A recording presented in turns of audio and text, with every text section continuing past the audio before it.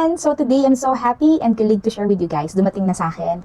And this is one of the local makeup brands na gusto ko talaga and I really look up to. And this is no other than the Teviant Deity Dust Palette. Yes, nakikita nyo na siya sa TikTok and other platform na nag-release sila ng bago. Dati 5 shades but now they have an additional 4. So eto guys, I'm going to share with you kung ano yung mga bago nilang shades.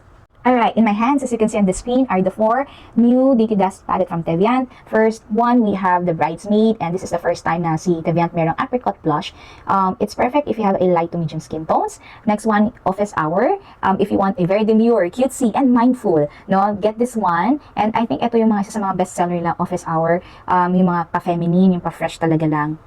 Get this one also. Meron sila the Glam Queen. And ito naman, first time ko makakita sa Teviant ng bright pink na blush, and perfect to if you have a deep skin tones. Talagang aangat yung pagka-warm ng skin mo, yung color ng skin mo. And also, the last one is the Ladies Night. So, maganda rin to, guys. Pwede rin pang everyday, and also if you are going to a glam makeup look. So, all of these shades are perfect for different skin tones also. It's just a matter of your preference na lang. So, Deity Dust Palette is available on TikTok Shop and other online platform shopping apps then. So, the price is, I think it's $695.